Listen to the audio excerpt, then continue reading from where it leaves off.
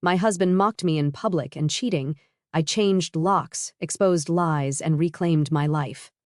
They laughed for 17 seconds.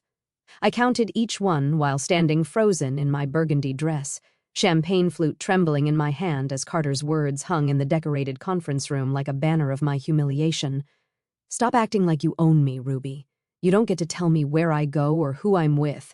20 colleagues from his company had witnessed my husband publicly dismantling our marriage, their amused faces blurring through tears I refused to let fall. Now, at 5:45 a.m., the morning after, I stood in our 19th floor apartment making his coffee with the mechanical precision of someone planning a careful demolition, the locksmith's business card already tucked in my pocket, my phone showing 3 missed calls from the divorce attorney I'd contacted from the parking lot. While those 17 seconds of laughter still echoed in my ears, the coffee maker gurgled its familiar morning song while Carter slept undisturbed in our bedroom, blissfully unaware that his theatrical performance had triggered something irreversible. 2 sugars, no cream. I'd made this exact combination 5,110 times over 14 years. This would be the last. My hands moved through the routine while my mind replayed every detail from the party. The way Brad had clinked his whiskey glass against Carter's after the declaration, like they'd rehearsed this humiliation. The way Stephanie from accounting had tried so hard not to look directly at Carter, her pink nails drumming against her clutch. The way the room had smelled of cinnamon and expensive cologne when my world cracked down the middle. The Minneapolis skyline stretched beyond our floor-to-ceiling windows, buildings piercing through morning fog like accusations. This apartment had been my father's final gift to me, his inheritance transformed into what Carter called our investment. Despite never contributing a penny toward the down payment or monthly maintenance fees, my consulting business, which I'd built from nothing while supporting Carter through his MBA, paid for our life here. Yet somehow over the years, the narrative had shifted. Carter spoke of his apartment, his view, his success story of climbing from junior analyst to senior executive. My name might have been on the deed, but possession, I'd learned, was more about perception than paperwork. I heard him stirring in the bedroom, the expensive sheets rustling, Egyptian cotton, 1,500 thread count, bought with my year-end bonus, while he complained about my excessive spending. The irony wasn't lost on me anymore. Nothing was lost on me after last night's clarity. "Ruby." His voice carried that particular morning roughness that once made my stomach flutter. Now it just sounded like gravel. "Coffee ready on the counter?" I called back, my voice steady as morning news anchors delivering tragedy. I listened to his footsteps padding across the hardwood floors we'd argued about. He wanted marble. I wanted warmth. We'd compromised on hardwood, which meant I'd paid for what neither of us truly wanted. He emerged from the bedroom in his Princeton boxer shorts and nothing else, shoulder muscles rolling as he stretched. Carter maintained his body with the dedication of someone who believed physical perfection could compensate for character deficiencies. At 41, he still looked like the man I'd married at 27. Except now I could see past the surface to the hollow architecture beneath. "What time did you get home last night?" He didn't look at me as he grabbed his mug. The question casual as weather commentary, around 11. The lie came easily. I'd actually spent 2 hours in the parking garage making phone calls and crying off carefully applied makeup. Then I'd sat in our building's lobby until 2 a.m., having a conversation with Harold the doorman that changed everything I thought I knew about Tuesday afternoons. Carter grunted his acknowledgement, already scrolling through his phone. "Brad's sending over the investment paperwork today. Need your signature by 5. The words hung between us like last night's humiliation. Brad's startup, a cryptocurrency venture that sounded like money laundering dressed in tech vocabulary. They wanted my father's inheritance, the $400,000 that represented 30 years of his work as a construction foreman, his calloused hands and broken back transformed into my financial security. Carter had been mentioning it for weeks, each time more insistent, less asking than informing. "I want to see the business plan first," I said. "Same as yesterday, same as last week." He looked up then, his blue eyes narrowing with that particular blend of condescension and irritation I'd grown accustomed to. "We've been over this, Ruby. Brad went to Wharton. He knows what he's doing. So did the executives at Enron." Carter's jaw tightened. He set down his mug with deliberate control, the sound sharp against granite. Why did you always have to make things difficult? This is why I said what I said last night. You try to control everything. There it was. The bridge between last night's public humiliation and this morning's gaslighting. I'd learned to recognize his patterns. Humiliate, then blame me for the humiliation. Demand, then accuse me of being demanding. Take, then paint me as selfish for noticing. You're right, I said, words smooth as the silk blouse I'd worn to my execution. I shouldn't try to control things like my own inheritance or my own life. He missed the edge in my voice, already confident in his victory. Exactly. When you're reasonable, everything works better. He walked over, pressed a kiss to my forehead that felt like a stamp of ownership. Wear that burgundy dress again tonight. There's another party at the Marriott. Client thing. My stomach turned. The same dress as last night. It looked good on you. Powerful, he said with a smirk, remembering the saleswoman's comment I'd foolishly shared. Besides, these clients weren't at yesterday's party. No one will know it's the same dress. Except I would know. I'd be wearing my humiliation like a uniform, a walking reminder of 17 seconds of laughter. That's when I understood he wanted me to wear it. He wanted me marked by last night, branded by his public declaration of independence while he played devoted husband tonight. I'll think about it, I said, voice neutral as Switzerland. He was already walking back to the bedroom, dismissing me with the confidence of someone who'd never had his locks changed. Don't overthink it, Ruby. It's just a dress. But it wasn't just a dress. It was everything. Every small surrender, every swallowed objection, every time I'd made myself smaller so he could feel bigger. The burgundy dress was just the latest uniform in a long line of costumes I'd worn in the theater of our marriage, where Carter directed every scene, and I'd forgotten I could walk off stage. My phone buzzed. Alexandra, the divorce attorney, texting, room in my schedule at noon if you're ready to proceed. I looked at the locksmith, card on the counter, then at Carter's coffee mug with his lip prints on the rim. Finally, at the sunrise painting our apartment gold. Everything looked different in this light. Temporary, changeable, like a stage set waiting to be struck. Actually, I called toward the bedroom loud enough for him to hear over his shower, I know exactly what I'm wearing tonight. What he didn't know was that I'd be wearing it in my apartment, with my locks, living my life. The 17 seconds of laughter had stopped echoing. What remained was the sound of my own heartbeat, steady and certain, counting down to freedom.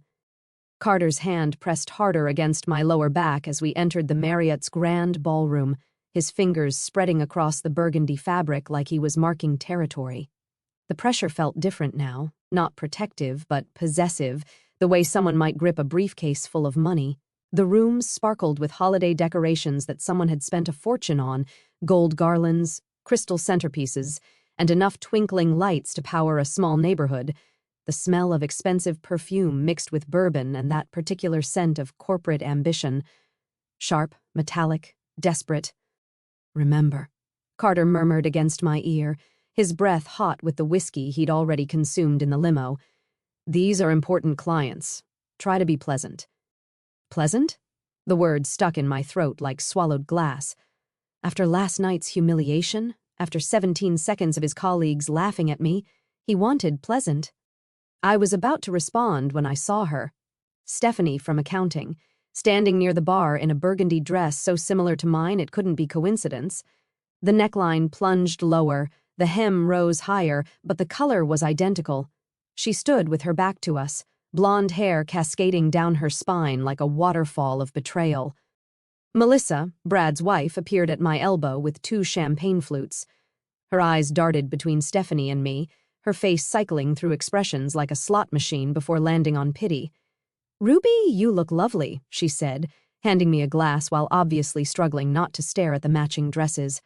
"Interesting color choice tonight," I said, my voice steady as I watched Carter notice Stephanie. His hand fell from my back instantly, like I'd suddenly become radioactive. His pupils dilated, jaw slackened, and for 3 seconds he forgot I existed.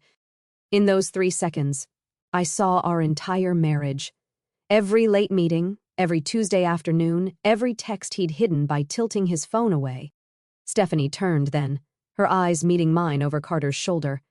She had the decency to look uncomfortable, her cheeks flushing as she registered our matching dresses, but she didn't move away. Instead, she lifted her chin slightly, a silent declaration of war disguised as confidence. The diamonds in her ears, new, expensive, familiar, caught the light.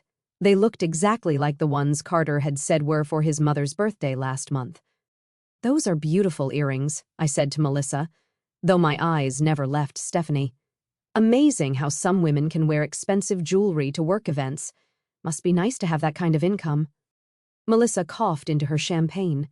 Brad materialized beside his wife, his face already flushed with alcohol and barely contained excitement. "Carter, ready to make history with this startup? Just need Ruby's signature and we're golden." My signature, my father's money, my inheritance funding their boys' club fantasy, while Carter's mistress stood 10 feet away wearing my color and his diamonds. The room suddenly felt too hot, too bright, too full of people who saw me as nothing more than a checkbook with legs. "We should discuss the business plan first," I said, my voice cutting through their enthusiasm like cold water. "I haven't seen any documentation. No revenue projections, no market analysis, nothing but promises and Wharton credentials."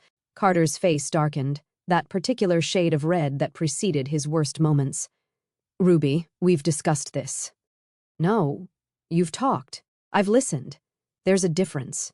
I took a sip of champagne, letting the bubbles give me courage. "It's $400,000, Carter. My father's—" "Our money," he interrupted, his voice rising enough that nearby conversations paused. "It's our money, Ruby. Or have you forgotten what marriage means?" Brad laughed nervously, trying to diffuse the tension. "Hey, let's not turn business into—" "What?" I asked, turning to face him fully. "Into due diligence? Into protecting assets? Into asking basic questions about where nearly $500,000 is going?" The room had grown quieter, that particular hush that falls when people sense drama brewing. Stephanie had moved closer, pretending to examine a painting on the wall while obviously eavesdropping. Her perfume, something French and excessive, made my stomach turn. Carter grabbed my elbow, his fingers digging in hard enough to bruise. "You're embarrassing me," he hissed. "I'm embarrassing you." The laugh that escaped me sounded hollow, brittle. "That's rich, considering last night." His grip tightened. "Last night was nothing. You're being dramatic." 17 seconds, I said quietly. "Your colleagues laughed at me for 17 seconds because you were being controlling." His voice boomed now, all pretense of privacy abandoned. The jazz quartet actually stopped playing, the saxophone cutting off mid-note. "You always do this, Ruby. You act like you own me, like I can't make a single decision without your permission."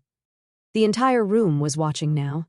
50, maybe 60 people in designer clothes holding drinks worth more than most people's daily wages, all witnessing round 2 of my public humiliation.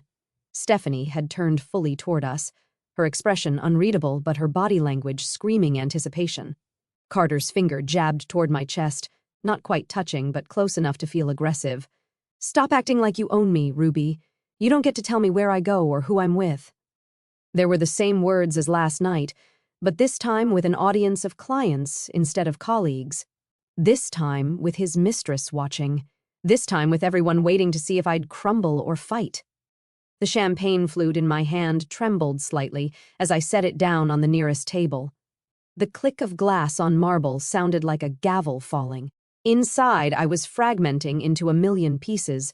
14 years of marriage, of trying, of making myself smaller so he could feel bigger, all shattering at once. But outside, my hands were steady, my voice clear. "You're right," I said, loud enough for everyone to hear. "We're not together anymore."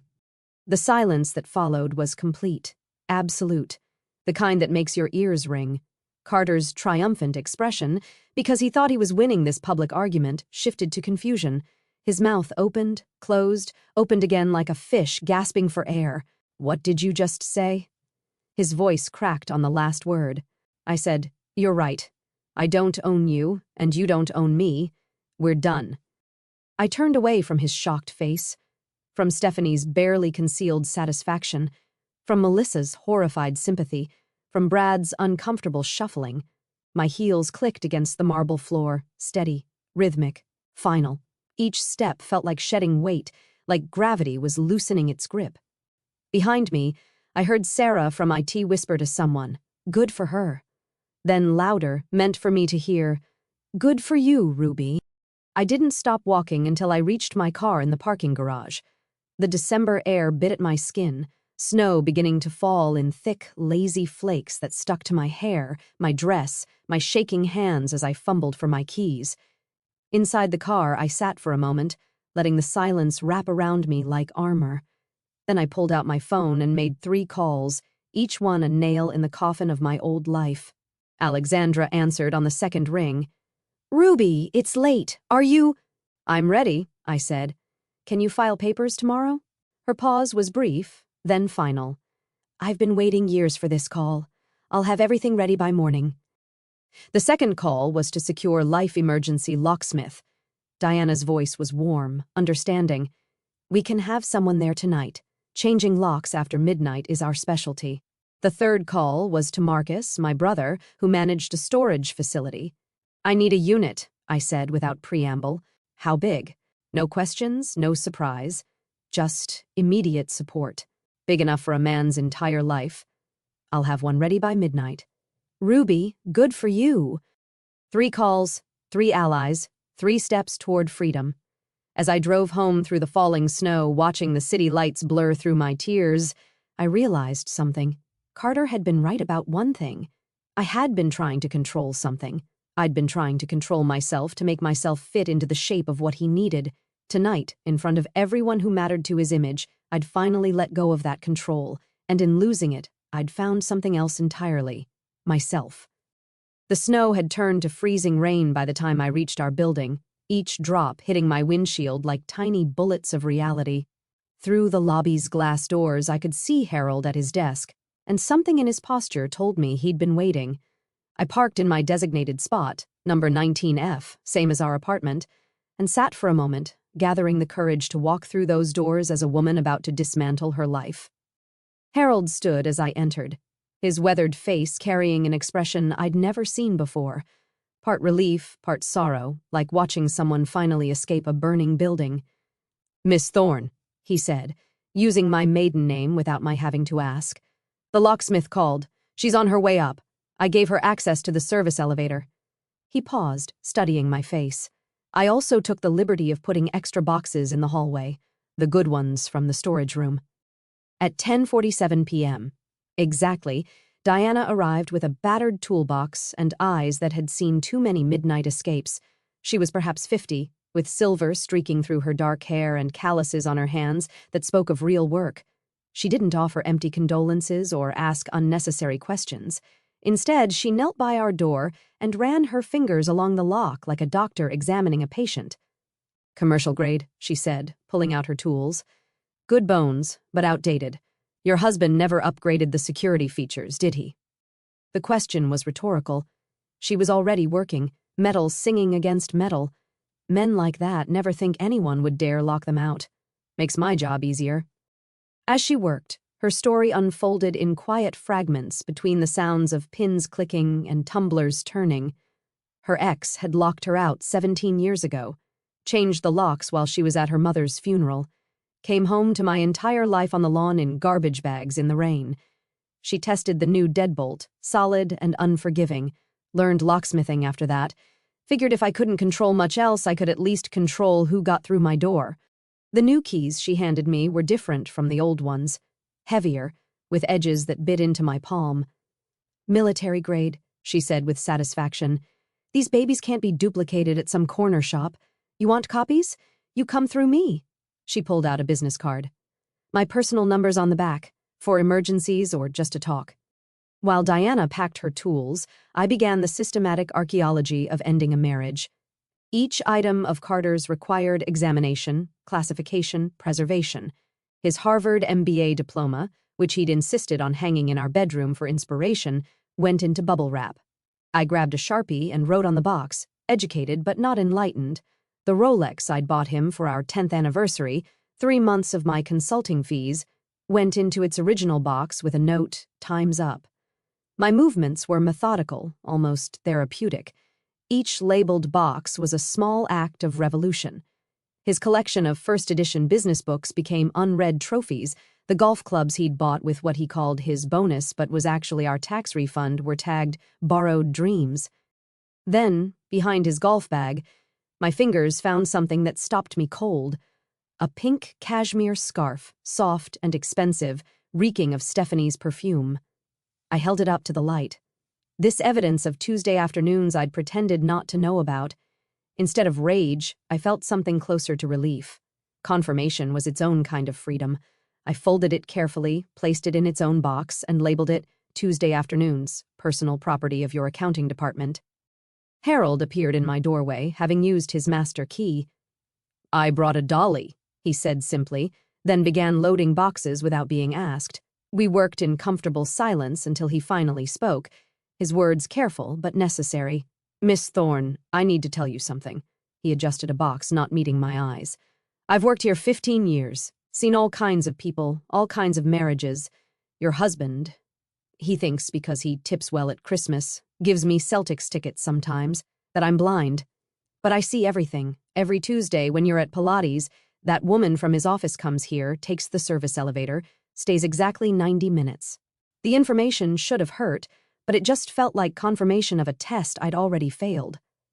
"How long?" I asked. 6 months, maybe 7.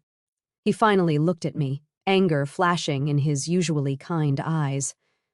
"Started right after your father's funeral.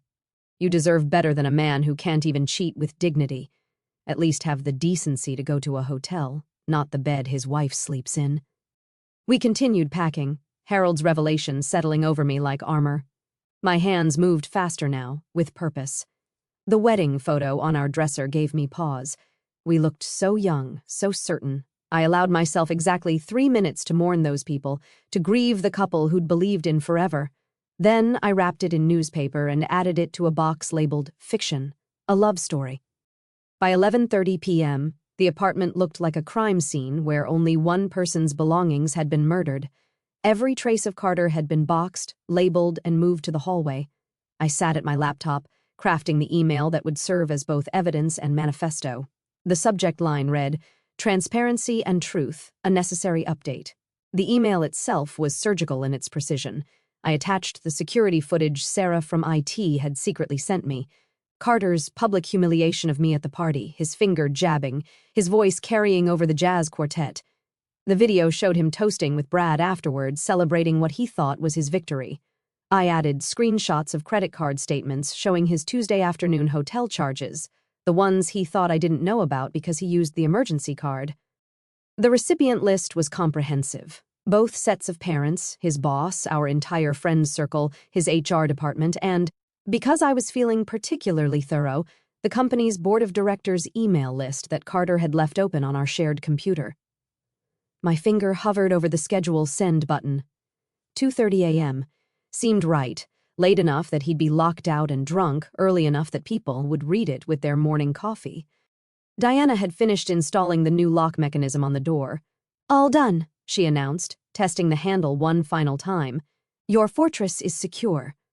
I walked her to the elevator, Harold following with her tools. As we waited, Diana turned to me with eyes that understood everything without explanation. "The first night's the hardest," she said quietly. "You'll want to undo it all, to go back to the familiar pain. Don't. Tomorrow you'll wake up and realize the air tastes different when you're not suffocating." The elevator arrived, and she stepped in with Harold, who was heading back to his desk. Just before the doors closed, Harold said, "I'll be at my desk all night, Miss Thorne, if you need anything, even just to know someone else is awake." I stood in the hallway surrounded by the boxes containing Carter's life, my phone in my hand with the email ready to send. The apartment behind me was mine now. Legally, it always had been, but now it felt true. At exactly 11:45 p.m., I pressed send, watching the confirmation message appear, email scheduled successfully. 15 minutes to midnight. In 2 hours and 45 minutes, Carter would discover his keys didn't work. In 2 hours and 46 minutes, everyone would know why. For now, though, I had these 15 minutes of perfect quiet, standing in my hallway with my new keys heavy and real in my hand. The locks had been changed, the emails scheduled, the boxes packed. The midnight operation was complete, and I was finally secure. Midnight arrived with the soft chime of Margaret Henderson's grandmother clock, the sound drifting through the thin wall between our apartments. I stood alone in my newly secured space, running my fingers over the fresh keys Diana had left, when I heard a door open in the hallway. Through my peephole, I watched Margaret emerge from 19G in an emerald silk robe and matching slippers, carrying a silver tea service as if midnight visits were perfectly routine. She paused at the boxes lining the hallway, examining my labels with the careful attention of someone appraising evidence. Her fingers traced the words on one box, Tuesday afternoons, and a knowing smile crossed her face. She knocked on my door with 3 precise taps. "Miss Thorne," she said when I opened the door, using my maiden name without explanation. "I believe we have some time before the main event. Would you join me for tea?" Her apartment was exactly what I'd imagined. Book-lined walls, oriental rugs over hardwood, and the kind of furniture that whispered old money and good taste. She set the tea service on a mahogany coffee table and gestured for me to sit in a wing-back chair that probably cost more than Carter's monthly car payment. "I was a judge for 30 years, Margaret said, pouring Earl Grey with steady hands. "Presided over every kind of human cruelty you can imagine. But the cases that haunted me weren't the dramatic ones, the crimes of passion or sudden violence. It was the slow erosion of a woman's spirit, the daily diminishment disguised as marriage." She handed me a delicate china cup. "That's the worst kind of cruelty because it teaches you to be complicit in your own destruction." She moved to an antique secretary desk and pulled out a manila folder thick with papers and photographs. "I started documenting your husband's activities 6 months ago. Not out of nosiness, you understand, but out of concern." She spread the contents across the coffee table, photographs with timestamps, dates carefully noted in her precise handwriting. "Every Tuesday, 1:15 p.m., the blonde arrives separately, takes the service elevator. Your husband follows 10 minutes later. They leave the same way, separately, around 2:45. The evidence was overwhelming in its finality. Carter in the lobby checking his phone, Stephanie entering with an oversized purse, the two of them accidentally captured in the same frame near the elevator, carefully not acknowledging each other. Margaret had built a case with the thoroughness of someone who understood how truth needed documentation to become justice. "Why?" I asked, my voice barely above a whisper. "Because I was you once," Margaret said simply. 40 years ago, different husband, same story, but back then nobody documented anything. Nobody helped. Women just disappeared into their marriages, and nobody asked questions until they turned up in my courtroom, broken and without proof." She touched one of the photographs. "I promised myself I'd never let another woman go through that alone if I could help it." At 2:23 a.m., we heard the elevator ding. Margaret moved to her door, pressing her eye to the peephole with practiced ease. "He's here," she whispered, gesturing for me to join her. Through the fisheye lens, I watched Carter stumble down the hallway, his gait uneven from alcohol and arrogance. His keycard beeped against the lock. Once, twice, 3 times. The confusion on his face would have been comical if it weren't so satisfying. He tried the handle, shaking it with increasing force. "Ruby." His voice was slurred but demanding. "Ruby, open the door." He progressed from confusion to irritation to anger in the span of 30 seconds. "This isn't funny. Open the door right now." Margaret looked at me, one eyebrow raised in question. I nodded. She opened her door with theatrical calm, teacup in hand, looking every inch the distinguished retired judge despite the late hour. "Mr. Lawson," she said, her voice carrying the authority of 3 decades on the bench. "Having trouble?" Carter spun toward her, nearly losing his balance. "My key, it's not working." "How curious," Margaret said, taking a deliberate sip of tea. "Though, I suppose it makes sense. Keys generally stop working when one no longer lives somewhere." The color drained from his face as he noticed the boxes lining the hallway, his name on every label. "What is this?" "I believe the legal term is personal property removal," Margaret said, though I particularly enjoyed the labeling system. Tuesday afternoons was especially creative. She gestured toward the pink scarf box. "Your friend Stephanie left that behind last week. Rather careless of her." Carter's phone began buzzing incessantly. The 2:30 a.m. email had landed. He pulled it out, his face illuminated by the screen as notification after notification popped up. His mother, his boss, sir, the entire board of directors. His expression cycled through shock, rage, and finally desperation. "She sent it to everyone," he whispered, then louder, directed at my door. "You sent it to everyone." He started pounding on the door with both fists. "You can't do this! This is my home! I have rights!" His voice cracked with rage and humiliation. Margaret calmly pulled out her phone and began recording. "Please continue your performance, Mr. Lawson. I'm sure Ruby's attorney will find this very helpful." Threatening behavior, attempted forced entry, intoxicated aggression. It's all quite compelling. Carter froze mid-pound, finally noticing the security camera mounted discreetly in the corner, the one I'd installed last month after sensing something shifting in our marriage. His bravado crumbled instantly. The man who'd humiliated me in front of colleagues, who'd declared his independence from our marriage, actually whimpered. Margaret and I exchanged a look through her doorway that spoke volumes about the particular fragility of men who mistake control for strength. She continued recording as Carter sank to his knees in front of the door, his voice shifting to pleading. "Ruby, please, let's talk about this. We can work it out." "I believe she already tried talking," Margaret said, "at 2 separate company events, if the video evidence is accurate. You chose public humiliation instead of private conversation. Now you're experiencing the consequences of that choice." Carter gathered his boxes with shaking hands, muttering about lawyers and unfair treatment. As the elevator doors closed on his defeated figure, Margaret turned to me. "Would you like to watch the sunrise? I make excellent coffee to go with dawn revelations." We settled by her window, the city still dark but beginning to stir. Margaret pulled out a photo album, opening to a page from 1983. A younger version of herself stood in judicial robes, fierce and solitary. "My first husband was a surgeon," she said, "brilliant, charming, and systematically cruel. He made me feel small for being smart, inadequate for being successful. It took me 10 years to realize the lock keeping me trapped wasn't on any door, it was in my head." She showed me another photo, her swearing-in ceremony as a judge. "The day after I left him, I felt like I could breathe for the first time in a decade. But it was lonely. Nobody talked about it then. Women just endured or escaped quietly." The sky began to lighten, painting the clouds in shades of pink and gold. "Your generation is different," Margaret continued. "You document, you share, you refuse to disappear quietly into bad marriages." She raised her coffee cup toward me. "To locks that change both physical and mental." We sat in comfortable silence, 2 women from different generations bound by the same understanding. The city woke around us, and somewhere out there, Carter was discovering that his world had fundamentally shifted while he slept off his arrogance. The reckoning had come not with dramatics, but with dignity, witnessed by a woman who understood that justice sometimes looks like Earl Grey tea, and carefully documented truth. Margaret's coffee had grown cold in my hands as the first rays of sunlight painted Minneapolis in shades of gold and amber. We sat in comfortable silence, 2 women who understood that some victories taste better when shared quietly. Then at exactly 7 a.m., my phone shattered the peace with a ringtone I'd assigned specifically to avoid. Patricia Lawson, Carter's mother.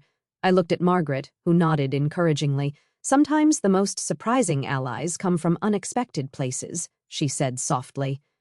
Patricia's voice, usually sharp with disapproval and thick with Connecticut breeding, trembled like autumn leaves. "Ruby, I've seen the email, the video, everything." A pause so long I thought the connection had dropped. What has my son done? For 14 years, this woman had treated me like the help who'd somehow tricked her precious Carter into marriage. She'd made comments about my father's blue-collar background, suggested I take etiquette classes, and once told her garden club friends that Carter had married down for love, poor thing. Now her voice carried something I'd never heard before. Shame. "He did exactly what you raised him to believe he could do," I said, surprising myself with the steadiness in my voice. "Take what he wanted without consequences." The sharp intake of breath on the other end might have been a sob. "I raised him better than this. His father would be appalled. His father was having an affair with his secretary when he died.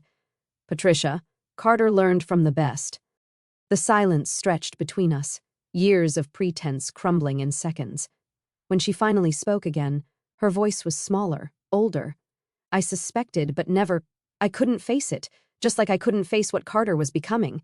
I'm keeping the Christmas china you gave me, I said, looking at the morning light dancing across Margaret's coffee table. It's the only thing from your family worth holding on to. Another pause, heavy with unspoken acknowledgments. Keep it all, dear, she whispered. The silver, the crystal, everything I insisted you weren't good enough to inherit. You earned it by surviving him. She hung up without goodbye, but somehow it felt like the most honest conversation we'd ever had. My phone immediately buzzed with another call. Sarah from IT, her voice electric with vindication. Ruby, you're not going to believe what I found. Actually, scratch that, you probably will. Margaret poured fresh coffee as I put Sarah on speaker, her judicial instincts clearly interested in evidence. After I saw that video last night, I did some digging with my admin access, Sarah continued. Your husband's been using company resources for everything. Hotel rooms booked as client meetings, expensive dinners expensed as business development. I tracked his corporate card, every Tuesday afternoon at the Marriott, charged to the Henderson account. Margaret raised an eyebrow at the mention of the Henderson account. That's our biggest client, she mouthed. It gets worse, Sarah said, her typing audible through the phone. That startup he's been pushing, the one with Brad, I found the incorporation documents. It doesn't exist. Brad's been investigated for fraud twice, once in Boston, once in Chicago. The whole thing was a con to get your inheritance. My legs went weak. I sank into Margaret's wing-back chair, the weight of what I'd almost lost crushing down on me. $400,000, my father's life work nearly stolen by the man who'd vowed to protect me. I forwarded everything to HR and Mr. Davidson, Sarah continued, referring to Carter's boss. Also sent copies to the SEC whistleblower department. The fraud division loves this kind of thing. By the time I ended the call, my phone was already exploding with messages. The digital unraveling of Carter's reputation happening in real time, each text a thread pulled from his carefully woven image. Jennifer from legal. We never liked how he talked about you, like you were an accessory he'd purchased. Tom from sales. That video was brutal. You handled it with more class than he deserved. Even Brad's wife, Melissa, I'm leaving him too. Found out about the fraud investigation. You inspired me to stop ignoring red flags. But the message that stopped me cold came from Mr. Davidson himself. Miss Thorne, I apologize for our company culture that enabled this behavior. Mr. Lawson's employment is under review pending investigation of expense fraud. Would you consider consulting for us? We could use someone with your dignity and strategic thinking. Please call at your convenience. I screenshot everything, creating my own evidence folder. Alexandra would want documentation of the complete collapse. At 10 a.m., Harold called from the lobby. Miss Thorne, there's a flower delivery here, 3 dozen roses. I've refused them as you requested, but the delivery guy says they're paid for and he can't take them back. Donate them to the hospital, I said. Tell them they're from an anonymous donor who's celebrating freedom. With pleasure, Harold replied. Also, there's a young man here who says he's Mr. Lawson's brother. Should I send him away? Vinny, Carter's younger brother, the one who just finished law school. Send him up, I said, curious what Carter had promised him. Margaret offered to leave, but I asked her to stay. Witnesses are always valuable, she said with a judge's wisdom. Vinny arrived looking uncomfortable, his resemblance to Carter softened by genuine embarrassment. He stood in Margaret's doorway, shifting his weight like a child called to the principal's office. Ruby, I'm sorry to bother you. Carter said if I came here and talked to you, he'd pay off my student loans. $70,000. He met my eyes with difficulty. But I'm guessing that's not happening, is it? He doesn't have $70,000, I said gently. He's been living off my income for 2 years. His salary barely covers his car payment and his wardrobe. Vinny's face went through several expressions before landing on anger. That lying piece of... He caught himself, glancing at Margaret. Sorry, he told me you were the one overspending, that you were bleeding him dry with your shopping habits. My shopping habits consist of buying groceries and occasionally replacing worn-out work clothes, I said. Would you like some coffee? There are things about your brother you should probably know. Over the next hour, Vinny revealed more pieces of Carter's hidden history, the gambling debts from his MBA days that Patricia had quietly paid, the previous engagement to a banker's daughter that ended when her father discovered Carter's lies about his family's wealth, the investment schemes at his first job that HR buried to avoid scandal. I always wondered why he was so secretive about certain things, Vinny said, staring into his coffee. Now it makes sense. He wasn't protecting family privacy, he was protecting his con game. As Vinny left, he turned at the door. Ruby, for what it's worth, the family knew you were too good for him. Even Mom, though she'd never admit it. We just didn't know how to tell you. The unraveling was complete. By noon, Carter's carefully constructed world had collapsed like a house of cards in a hurricane. His reputation, his job, his family's illusions, his financial schemes, everything exposed in the harsh light of truth. And I sat in Margaret's apartment, watching it all fall apart with a satisfaction that should have felt wrong but didn't. Sometimes destruction is just another word for justice. Margaret's apartment had become my temporary command center by the time Alexandra arrived at 2 p.m., her leather briefcase containing the weaponry of legal warfare. She swept into the room with the confidence of someone who had dismantled marriages for 20 years, her navy suit as sharp as her strategy. Margaret offered to leave, but Alexandra waved her down. "Stay," Alexandra said, pulling out color-coded folders. "A retired judge as a witness? That's better than a signed confession." She spread documents across Margaret's dining table like a general mapping battle plans. "The video from the party is gold. Your testimony, Judge Henderson, is platinum. But Sarah's evidence of embezzlement—" She tapped a folder marked fraud in red letters. "That's diamonds." She walked me through the legal architecture of Carter's self-destruction. His public declaration at the party constitutes constructive abandonment. The affair with Stephanie proves infidelity. The financial fraud, she smiled with professional satisfaction, that eliminates any claim to marital assets. He essentially played himself out of his own divorce. "How long will this take?" I asked, running my fingers over the evidence folders. "Depends on our strategy." Alexandra pulled out 2 different timelines. Option 1, quick and clean. We file everything immediately, push for summary judgment, you're divorced in 90 days.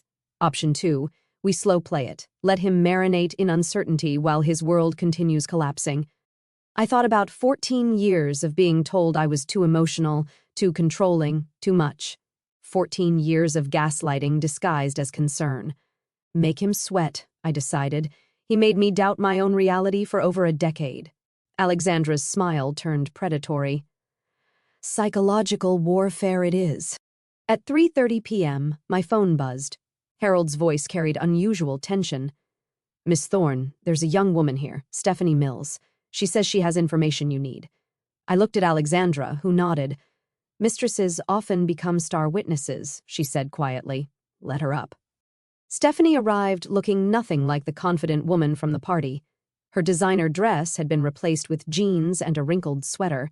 Her eyes were red-rimmed, mascara smudged despite obvious attempts to clean it. She was younger than I'd realized, maybe 25, still carrying that post-college uncertainty about the world. "I'm sorry," she said before even sitting down. "I'm so sorry, Margaret. Ever." The hostess, despite the circumstances, moved toward the kitchen. "I'll make tea." Stephanie collapsed into a chair, tears flowing freely. "I didn't know he was really married. I knew he was married, but he said you were separated, living separate lives. He said you were crazy, vindictive, that you were trying to take everything in the divorce." "When did it start?" I asked, surprised by my own steady voice. 8 months ago. He approached me at a conference in Chicago, said his marriage had been over for years, but his wife, you, wouldn't accept it. He painted himself as this victim trapped by a controlling woman. She accepted the tea from Margaret with shaking hands. He was so convincing. He showed me around your apartment like he owned it. Talked about selling it after the divorce was final. Alexandra pulled out her phone. "Would you be willing to repeat this on record?" Stephanie nodded, wiping her nose with a tissue Margaret provided. "He promised me everything. A promotion to senior accountant, marriage once the divorce was done, a life together funded by the sale of the apartment." She looked directly at me. "He said the inheritance from your father was actually his trust fund that you'd stolen." The calculated cruelty of his lies took my breath away. He'd inverted our entire reality to seduce a woman barely out of college. Alexandra recorded while Stephanie detailed dates, locations, promises made. Each revelation was another nail in Carter's legal coffin. "There's more," Stephanie said, pulling out her phone. "He sent me photos of jewelry he was going to buy me, screenshots of real estate listings for our future home. all dated months ago, proving he was planning this while pretending to work on your marriage. My phone rang. Marcus, my brother. His voice was tight with controlled fury. Ruby, you need to know something. I was organizing Carter's boxes in the storage unit when I found something in his golf bag. What kind of something? Bank statements. He has a separate account you don't know about. He's been siphoning money from your joint account for 3 years. Small amounts, $500 here, $800 there. It adds up to almost $40,000. The rage that flooded through me was different from the hurt of betrayal. This was clean, pure anger, like fire burning away the last threads connecting me to Carter. Send me photos of everything, I said. Already done, Ruby. I could handle this the family way. Make sure he understands consequences. No, I said firmly. The legal way will hurt him more. Criminal charges for embezzlement last longer than bruises. Thursday arrived with an email from Carter's lawyer requesting mediation. Alexandra laughed out loud when she read it. They want to avoid court. Good sign. Means they know they're losing. The mediation was scheduled for the following Monday in a sterile conference room downtown. I wore my best suit, not for Carter but for myself. Armor for battle. Alexandra flanked me like a bodyguard. Carter entered wearing his Harvard tie, the one he wore to important meetings. His lawyer, an older man who looked exhausted already, followed behind. Carter's eyes were bloodshot, his usual confidence cracked but not broken. He tried his old smile, the one that used to make me forgive everything. "Ruby," he started, voice dripping with practiced sincerity. "We can work this out. Remember what we had? Remember Paris?" I pulled out the folder Sarah had compiled, expense reports showing he charged our Paris anniversary trip to his company as client entertainment while texting Stephanie from the Eiffel Tower. I slid it across the table without a word. His lawyer's face paled as he read. This could be criminal fraud." "It is criminal fraud," Alexandra confirmed, along with embezzlement from marital assets, constructive abandonment, and documented infidelity. Carter reached for my hand across the table. I pulled back as if his touch might infect me with his delusions. "Ruby, please. We had good times." "The only thing I remember," I said, my voice carrying the weight of finally spoken truth, "is paying for those good times while you plan to steal my inheritance." Alexandra leaned forward. "Here are our terms. Miss Thorne keeps all assets, including the apartment, savings, and investments. Mr. Lawson keeps nothing except his personal belongings, which have already been delivered to storage. He signs a comprehensive NDA preventing him from discussing the marriage or divorce. In exchange, we don't pursue criminal charges." Carter's lawyer whispered urgently in his ear, words like fraud and prison cutting through the murmur. Carter's face crumbled like old plaster finally giving way to water damage. The man who'd publicly humiliated me, who'd stolen from me, who'd planned to take everything while painting me as crazy, finally understood. He wasn't the one in control anymore. He never really had been. He'd just been living in the delusion I'd paid for, and now the bill had come due. Carter's pen hovered over the NDA agreement for 30 seconds that felt like 30 years. His hand trembled slightly as he finally signed, the sound of ink on paper marking the legal death of our marriage. His lawyer gathered the documents with the efficiency of someone eager to leave, muttering about filing deadlines and court schedules. As they stood to leave, Carter looked at me one last time, his mouth opening as if to say something. But Alexandra raised her hand, pointing to the freshly signed NDA, and he closed it again, shuffling out like a man who'd aged a decade in an hour. 3 weeks passed in a blur of paperwork and apartment reorganization. I reclaimed spaces that had been his, the home office where he'd conducted his Tuesday affairs via video calls, the walk-in closet that now held only my clothes, spread out luxuriously. Margaret checked in daily, bringing tea and wisdom in equal measure. The building's residents had shifted from treating me as Carter's wife to Ruby Thorne, the woman who changed her own locks. The story had become building legend. New Year's Eve arrived with a snowstorm and an invitation slipped under my door. The building's annual rooftop party, handwritten by Margaret herself. "You need to be seen thriving. It's not about him anymore. It's about you." I almost declined. The thought of facing a room full of people who'd witnessed my public humiliation felt overwhelming. But Margaret appeared at my door at 7 p.m., holding a jewelry box. "These were my late husband's cufflinks," she said. opening it to reveal diamonds that caught the light like trapped stars. I had them made into earrings after he passed. He was a real man, the kind who supported his wife's success instead of stealing it. She fastened them to my ears with gentle fingers. Wear them tonight. Let them remind you what actual partnership looked like.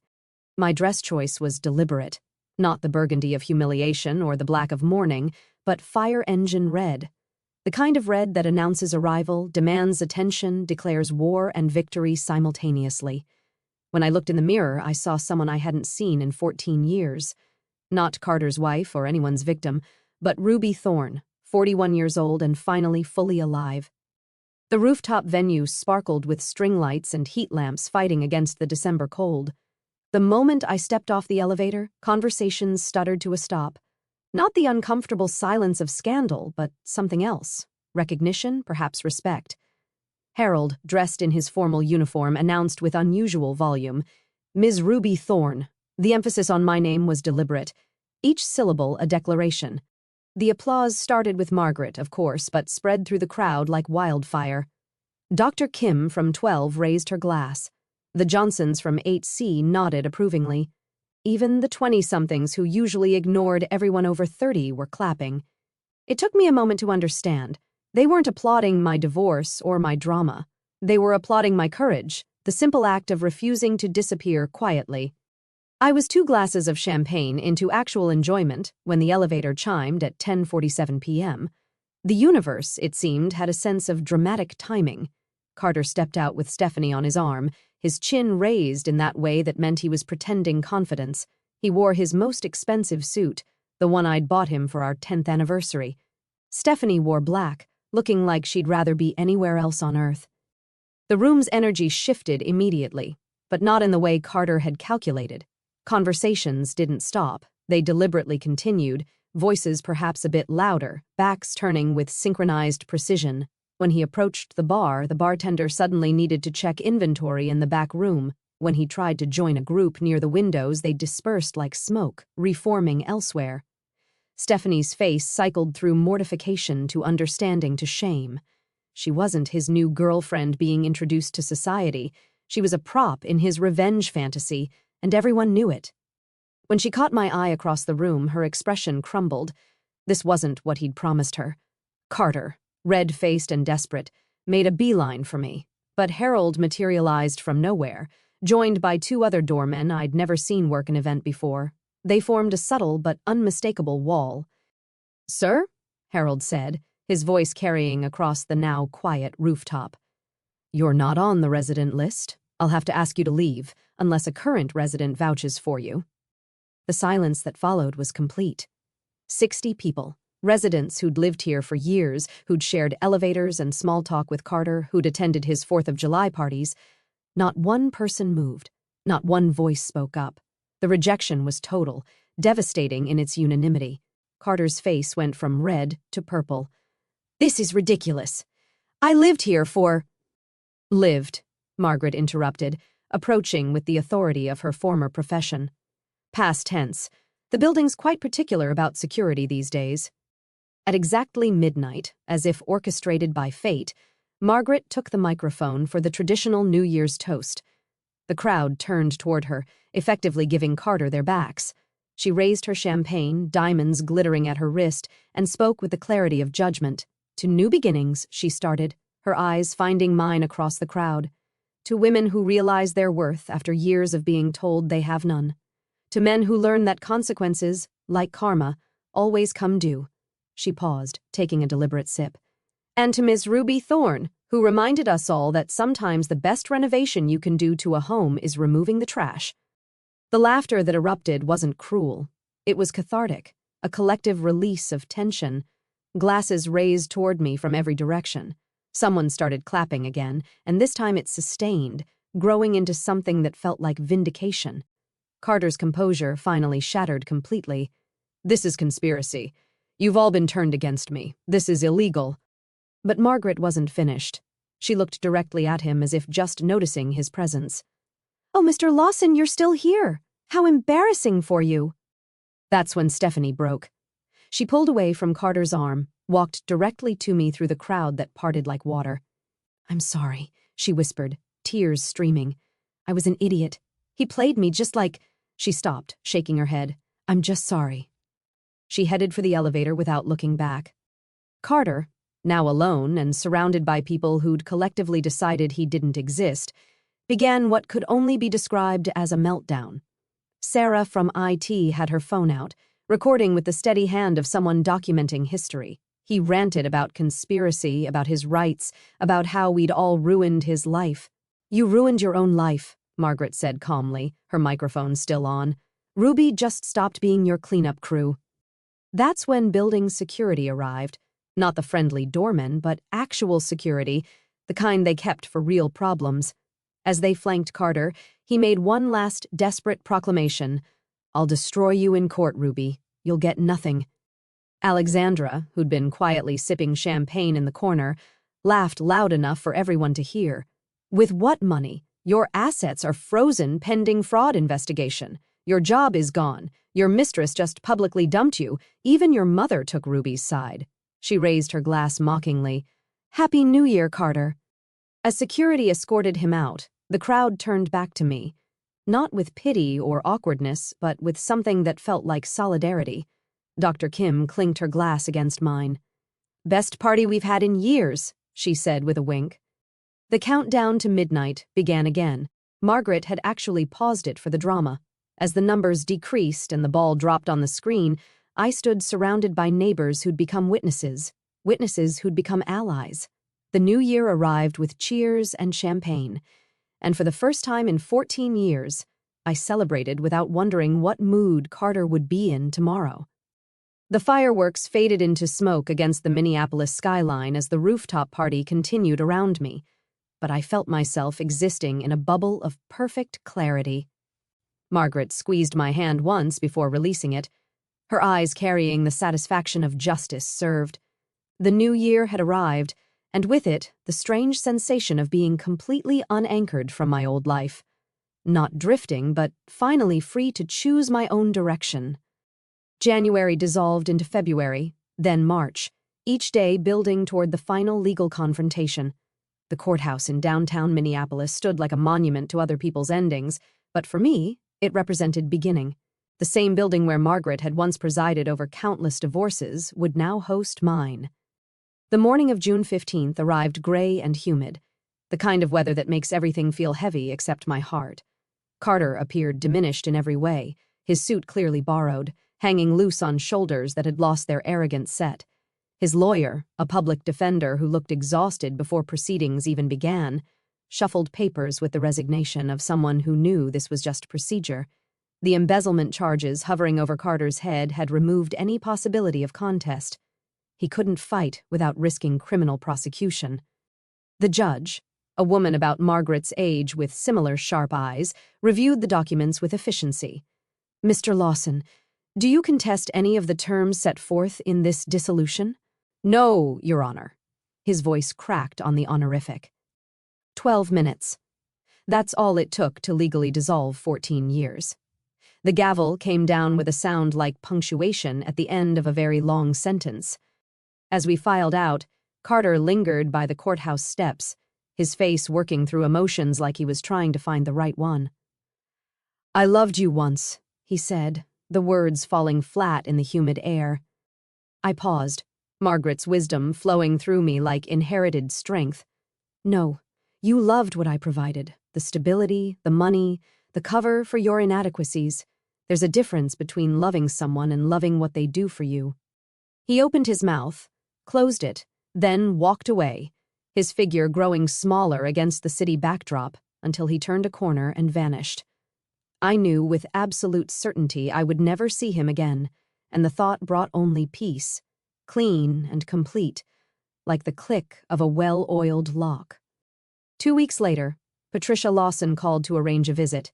She arrived at my apartment carrying a leather case I recognized, the family jewelry she'd guarded throughout my marriage like I might steal it.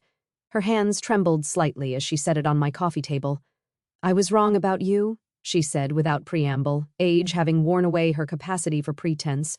Wrong to treat you as less than, wrong to raise a son who could— She stopped, composing herself. I failed him, and that failure hurt you. We sat across from each other, two women examining the wreckage one man had created between them. She opened the case, revealing pieces I'd only seen in family photos: an Art Deco bracelet, pearl earrings from the 1920s, a sapphire ring that had belonged to Carter's grandmother. "These should have been yours from the beginning," Patricia said. "I withheld them out of snobbery, thinking you weren't good enough for our family. The truth is, we weren't good enough for you. We would never be friends. Too much history, too much hurt." But in that moment, we found understanding. She told me Carter was living with Vinny now, working at an enterprise location near the airport, dating a woman named Jennifer who thought he was divorced because his wife had been unfaithful. "I hope he's learned," Patricia said, though her tone suggested she knew better. "You taught him the lesson I couldn't, that actions have consequences." Before leaving, she embraced me. Not the air kisses of 14 years, but a real hug, the kind that acknowledges shared pain. "Thank you for not destroying him completely," she whispered against my ear. "I only destroyed the fiction," I replied. The rest was always there, waiting to be exposed. By September, my consulting firm had tripled its client base. The story of the woman who locked out her life had become Minneapolis business legend. Female executives sought me out specifically, wanting the strategic mind that could orchestrate such a complete reversal of power. "If you can plan a divorce like a military operation," one CEO told me over lunch, "imagine what you can do for my merger." I moved offices to a building with windows that actually opened, a detail that felt monumentally important. Fresh air whenever I wanted it, no climate control beyond my own preferences.